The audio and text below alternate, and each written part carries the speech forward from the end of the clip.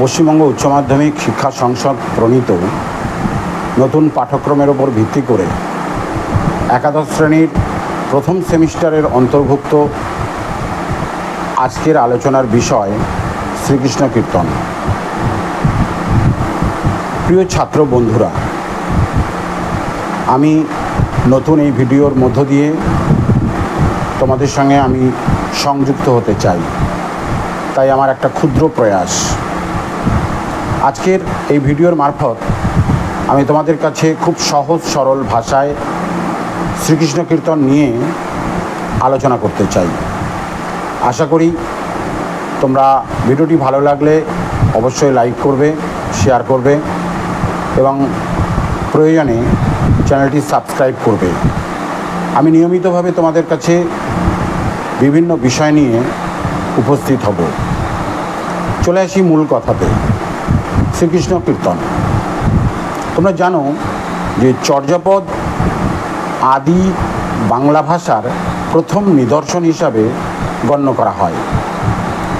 ঠিক তেমনভাবেই মধ্যযুগের বাংলা ভাষার প্রথম নিদর্শন বলে শ্রীকৃষ্ণ কীর্তনকে চিহ্নিত করা হয়। কিন্তু এই গ্রন্থের রচনাকার হিসাবে যিনি সমধিক পরিচিত, সেই তিনি যে একজন ব্যক্তি হয়েও একাধিক নামে পরিচিত, না ওই একাধিক ব্যক্তি একই নামের মধ্য দিয়ে একজনকে চিহ্নিত করা হয়, সেটা আমরা প্রথমে একটু দেখে নেব। আসলে এই গ্রন্থের রচয়িতা হিসাবে বড়ু চণ্ডীদাসের নাম সমধিক পরিচিত, কিন্তু বড়ু চণ্ডীদাসকে নিয়ে মধ্যযুগে একটি সমস্যা তৈরি হয়।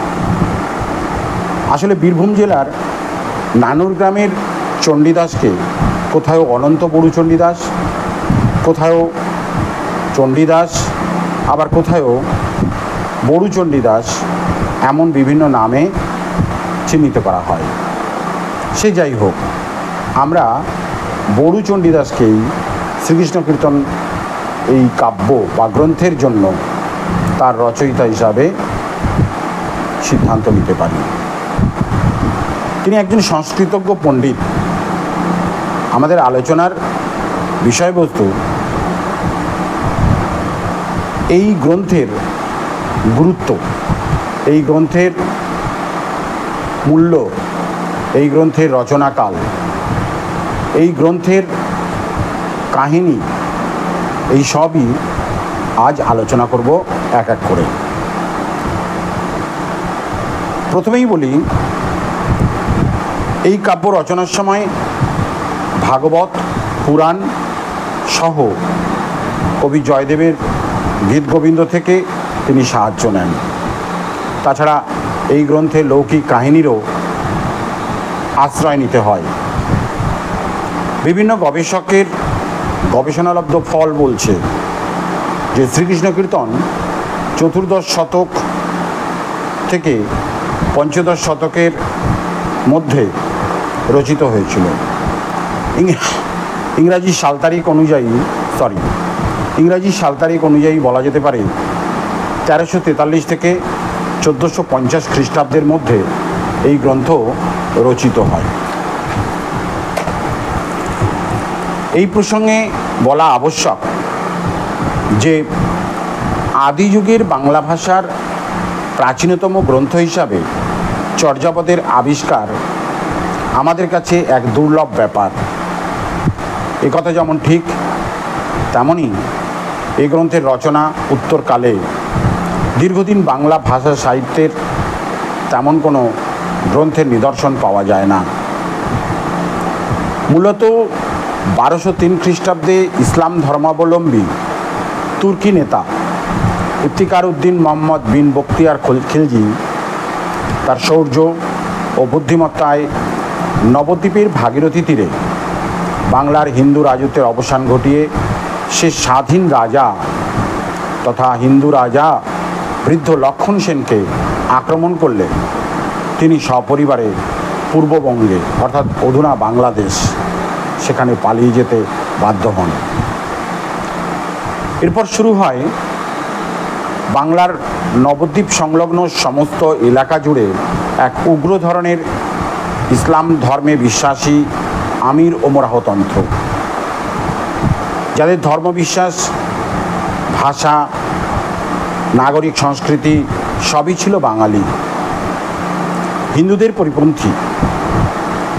এদিকে ধর্মান্তরীকরণ ইসলামে স্বীকৃত হওয়ায় তুর্কি শাসনের উগ্র নীতি হিন্দু জনমানসে এক বিরূপ প্রতিক্রিয়ার সৃষ্টি করে। অবশেষে একদিন এক বিশ্বাসঘাতক আমিরের হাতে অসুস্থ ইফতিকার নিহত হন। একে একে প্রবল প্রতাপান্বিত ওমরাহ আমির হসাম উদ্দিনদের অপ্রতিরোধ্য প্রাধান্য দিল্লির পাঠান সুলতানদের নজর কাড়ে। শুরু হয় 1227 খ্রিস্টাব্দ থেকে 1340 খ্রিস্টাব্দের মধ্যে দিল্লির প্রভাব। এই সময়কাল পর্বে বাংলায় সেভাবে কোনো গ্রন্থ রচনা হতে দেখা যায়নি। তুর্কি বিজয়ের সূত্র ধরে দীর্ঘকাল এই নিষ্ফলা সাহিত্য যুগকে তাই অন্ধকার যুগ বা বন্ধা যুগ বলে মনে করা হয়। আসলে এই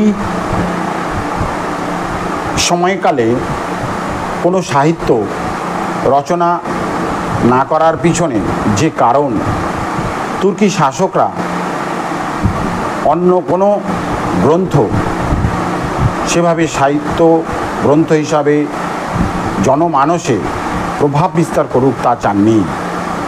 তাই কোনো সাহিত্যিকও এরকম গ্রন্থ রচনা করার ব্যাপারে উদ্যোগ আয়োজন করেনি। যদি বা কিছু হয়ে থাকে তাহলে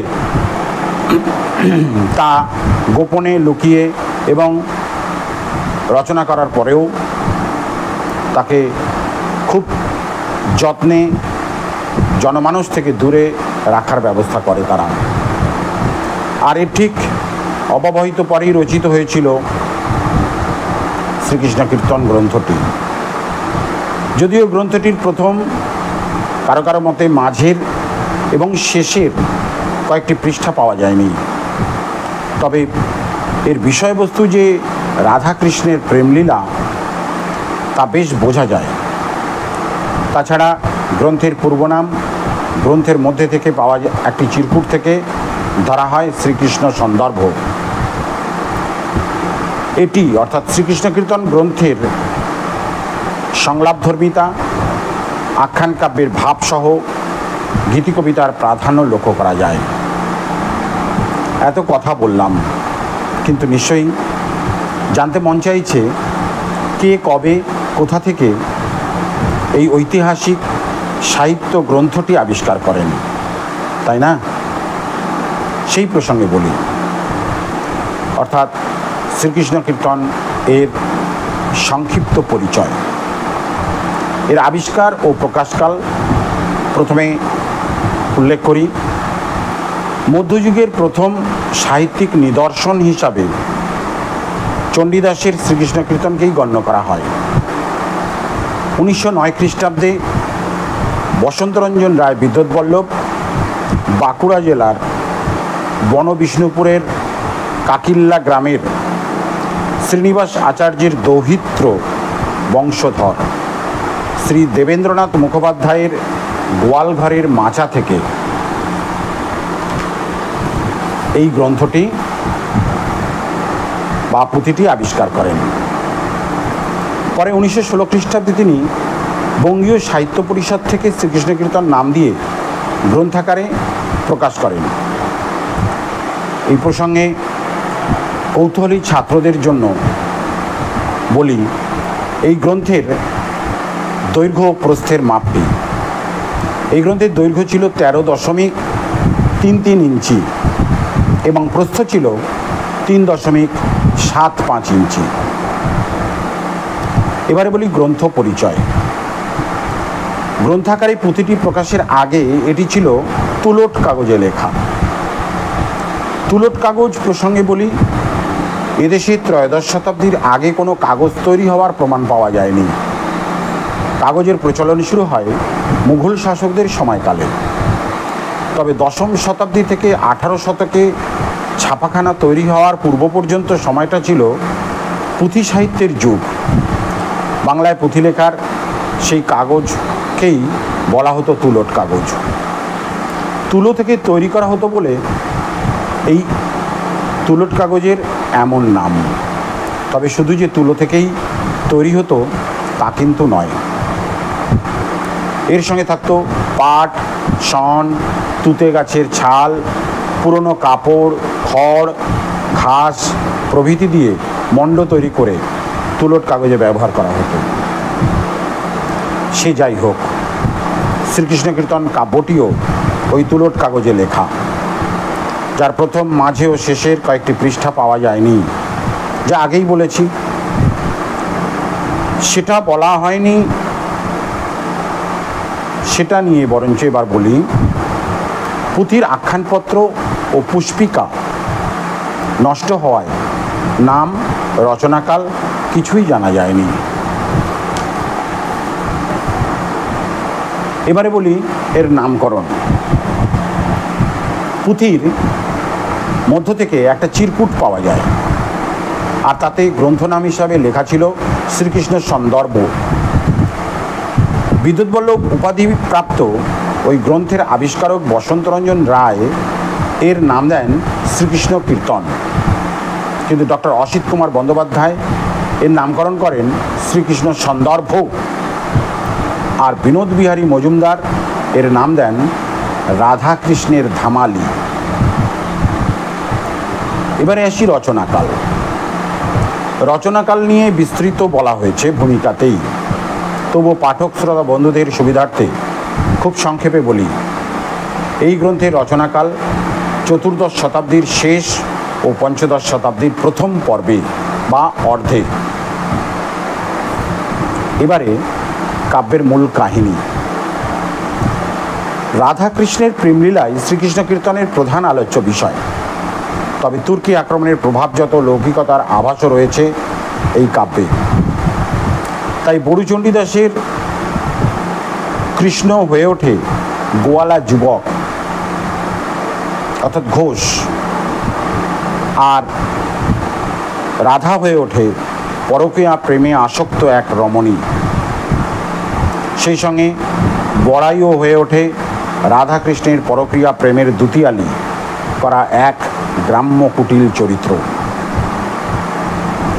এই প্রসঙ্গে আর একটা বিষয় জেনে রাখা খুব জরুরি, যে রাধার স্বামী আয়ান বা আইহন ঘোষ নপুংসক ছিলেন বলে অনুমান করা হয়।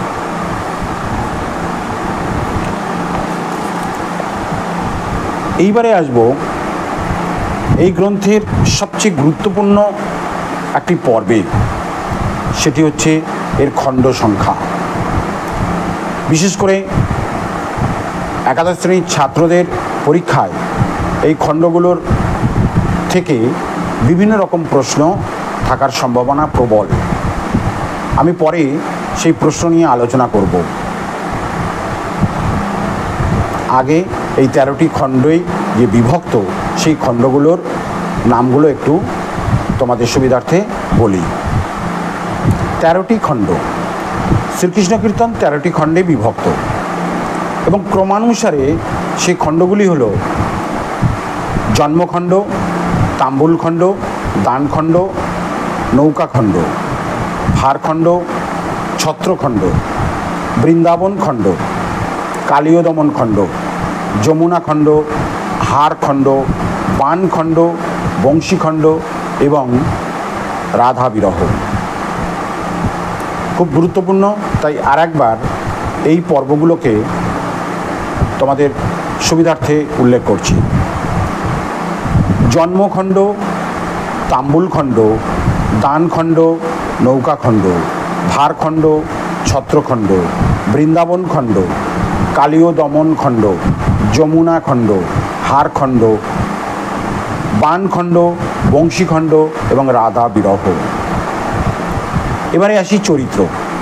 শ্রীকৃষ্ণ কীর্তনের প্রধান চরিত্র 3টি, যথা কৃষ্ণ, রাধা ও বড়াই। এছাড়াও এই কাব্যে অন্যান্য চরিত্রগুলি হল বাসুদেব, দেবকী, কংসরাজা, নন্দগোপ, যশোদা, সাগরগোয়ালা, পদ্মা, আয়ান বা আইহন, ললিতা, বিশাখা ও চন্দ্রাবলী, সেই সঙ্গে জটিলা ও কুটিলা। এবারের বিষয় শ্রীকৃষ্ণ কীর্তন কাব্যের সমাজচিত্র। শ্রীকৃষ্ণ কীর্তন কাব্য রাধাকৃষ্ণের প্রণয়াখ্যান হলেও তৎকালীন সমাজ জীবনের যে ছায়া এই কাব্যে প্রতিফলিত হয়েছিল সেগুলোও জেনে রাখা আবশ্যক। এক দুই করে তোমাদেরকে একটু বলি। প্রথমে রাধার বাল্যবিবাহ থেকে বোঝা যায় তখন সমাজে বাল্যবিবাহের প্রচলন ছিল।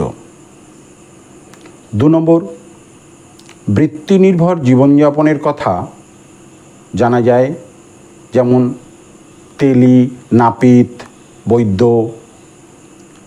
এছাড়াও বণিক বা সাপুড়ে বা মাঝি, বিভিন্ন পেশার মানুষদের কথা এই শ্রীকৃষ্ণ কীর্তনের মধ্য দিয়ে ফুটে ওঠে। 3 নম্বর, কৃষ্ণ সম্পর্কে তার মামি রাধার সাথে প্রণয়ে লিপ্ত হয়েছে, অর্থাৎ তৎকালীন সমাজ জীবনে অবৈধ প্রেমের স্বীকৃতির দিকটিও প্রকাশ পেয়েছে। 4র্থত, রাধা তার স্বামী আইহন, শাশুড়ি, বৃদ্ধা বড়াই সবাই একই পরিবারে বসবাসে তৎকালীন সমাজে যে যৌথ পরিবার প্রথা ছিল তার প্রমাণ পাওয়া যায়। 5মত, কৃষ্ণের দানি সাজার মধ্যে তখনকার রাজকর আদায়ের প্রথা যে ছিল তার পরিচয় ফুটে ওঠে। 6ঠত, তৎকালীন সমাজের খাদ্যাভ্যাস, পোশাক পরিচ্ছদ প্রভৃতির সুনিপুণ পরিচয় পাওয়া যায়। তাই সেদিক দিয়ে বিচার করলে এই গ্রন্থখানির অর্থাৎ শ্রীকৃষ্ণ কীর্তন গ্রন্থের যে একটি সমাজ চিত্র ফুটে ওঠে তার মূল্য কিন্তু কোনোভাবে অস্বীকার করা যায় না। এরপরে যে বিষয়টি নিয়ে আলোচনা করব সেটি হচ্ছে শ্রীকৃষ্ণ কীর্তন কাব্যের কাব্যমূল্য। শ্রীকৃষ্ণ কীর্তন কাব্যটি বাংলা সাহিত্যের আদি মধ্যযুগের একমাত্র সাহিত্যিক নিদর্শন, একথা আগেই বলা হয়েছে। এর কাব্য বৈশিষ্ট্যগুলি একে একে আলোচনা করি। 1 নম্বর, কাব্যটি নাট্যগীতির আকারে রচিত, অর্থাৎ নাটকের মতন করে গীতি ভাব ধর্মিতার মধ্য দিয়ে এটি প্রকাশ পায়। তাই এর মধ্যে গীতিকাব্যের মাধুর্যতার সাথে নাট্যরসের প্রাচুর্যতাও যথেষ্ট। 2 নম্বর, চরিত্র চিত্রণে বড়ুচণ্ডীদাসের প্রতিভার ছাপ সুস্পষ্ট, অর্থাৎ বড়ুচণ্ডীদাস যে রীতিমতন একজন নাট্য ব্যক্তিত্ব মনে মনে তা বোঝাই যায় এই কাব্যের রচনাধর্মিতা লক্ষ্য করে। 3 নম্বর, কেদার, মল্লার, ভৈরবী, বসন্ত প্রভৃতি রাগের সঙ্গে একতাল, জ্যোতি, আটতালা প্রভৃতি তালেরও উল্লেখ পাওয়া যায় এই গ্রন্থের মধ্যে। 4র্থত, কাব্যে প্রবাদ প্রবচনের প্রয়োগে কাব্যমূল্যের গুণাগুণ যথেষ্ট পরিমাণ বৃদ্ধি পায়। 5মত, উপমা, রূপক, উৎপ্রেক্ষা প্রভৃতি অলঙ্কারের প্রয়োগ লক্ষ্য করা যায় এই গ্রন্থের মধ্যে। 6ঠত, এই কাব্যে মিশ্রবৃত্ত ছন্দের প্রাথমিক রূপের পরিচয় পাওয়া যায়। আর সবশেষে বলি, এই গ্রন্থটির প্রত্যেকটি পর্বে পরবর্তী পর্বের আভাস প্রদানের মধ্য দিয়ে বিশেষ একটি কাব্যমূল্য বা কাব্যগুণ প্রকাশ করা হয়, যা পরবর্তীকালে বিভিন্ন সাহিত্য গ্রন্থের মধ্যে আমরা এগুলো লক্ষ্য করতে পারি। এরপরে আসি এই কাব্যের বিভিন্ন যে পর্ব আগেই উল্লেখ করেছি 13টি পর্ব, সেই 13টি পর্বের অতি সংক্ষেপে আলোচনা। একটা কথা বলে রাখি যে শ্রীকৃষ্ণ কীর্তন বৃহৎ একটা গ্রন্থ, সেই গ্রন্থের পরিচয় খুব সংক্ষেপে দেওয়া সম্ভব নয়। তবুও যতটা পারা যায় অল্প কথায় মূল গ্রন্থের বিষয়বস্তুটাকে তোমাদের সামনে তুলে ধরার চেষ্টা করছি। প্রথমে বলি জন্মখণ্ডের কথা। কংসের অত্যাচার থেকে পৃথিবীকে রক্ষা করবার জন্য বিষ্ণু মর্তে আগমন ঘটে। কৃষ্ণরূপে তিনি এবং লক্ষ্মীরূপে রাধা এই ধরাধামে আসেন কংসের অত্যাচার থেকে রক্ষা করবার জন্য। আরেকটু ব্যাখ্যা করে বলি, ব্রহ্মা, বিষ্ণু এবং শিব বা মহেশ্বর, এই ব্রহ্মা, বিষ্ণু, মহেশ্বরের মধ্যে বিষ্ণুর বিভিন্ন অবতার রূপে ধরাধামে আগমন ঘটেছে বিভিন্ন সময়ে। এখানে যেমন কৃষ্ণ, রাধা, বিষ্ণু এবং লক্ষ্মী দেবীর রূপে আগমন ঘটে। কৃষ্ণের মাতুল কংসকে ধরাধামে যে অত্যাচার চালিয়েছিলেন তার প্রতিবিধান করতে, অর্থাৎ কৃষ্ণর কংসকে হত্যা করার মধ্য দিয়ে, ঠিক তেমনিভাবেই রামচন্দ্র, সীতাদেবীও রাবণকে হত্যা করবার জন্য এই ধরাধামে এসেছিলেন ওই বিষ্ণু এবং লক্ষ্মীর অবতার রূপে। যাই হোক, আমরা আবার ফিরে আসি দ্বিতীয় খণ্ড, তাম্বুল খণ্ড। তাম্বুল অর্থাৎ পান। বর্তমান যুগে বা কালে আমরা যেমন দেখি প্রেমিক প্রেমিকাদের মধ্যে ফুল, মিষ্টি বা বিভিন্ন উপহার সামগ্রী প্রদানের মধ্য দিয়ে ঐক্যবৃদ্ধি করতে, ঠিক তেমনিভাবেই রাধার রূপের কথা শুনে কৃষ্ণ রাধার প্রতি অনুরক্ত হলে বড়াইয়ের হাত দিয়ে এই তাম্বুল প্রদানের মধ্য দিয়ে তার প্রেম নিবেদন করেন। কিন্তু তাতে রাধা রুষ্ট হন। প্রথমে বড়াইকে তিরস্কার ও পরে প্রহার পর্যন্ত তিনি করতে ছাড়েননি। সেই বর্ণনাই এই তাম্বুল খণ্ডে আলোচিত হয়। এরপর আসে দানখণ্ড। আমরা দেখি রাধা মথুরার হাটে দই বিক্রি করতে গেলে কৃষ্ণ তার কাছে হাটের কড়ি চেয়ে বসেন। রাধা দিতে অপারগ। তবু রাধা জানতে চান যে কেন তাকে এই দানের কড়ি দিতে হবে। তখন সে তার মাতুলের কথা ব্যক্ত করেন। যার মামা কংস রাজা, তার রাজত্বে বসবাস করতে গেলে ভাগনা হিসাবে কৃষ্ণ তো দানের কড়ি নেবেই। কিন্তু সেই দান দীর্ঘদিন নাকি বাকি পড়ে যায় রাধার। রাধা তা জানতে চাইলে তার দানের যে হিসাব দেন, দেখা যায় রাধার বয়সের থেকে বেশি বছরের দান বাকি পড়ে আছে। যাই হোক, এরপরে আসে নৌকাখণ্ড। কৃষ্ণ মাঝি সেজে রাধাকে নিয়ে মাঝ নদীতে নৌকা ডুবিয়ে দেন। এই প্রসঙ্গে আরেকটু সংক্ষেপে বলি, সেই সময় তার সখীরাও তার সঙ্গে ছিল।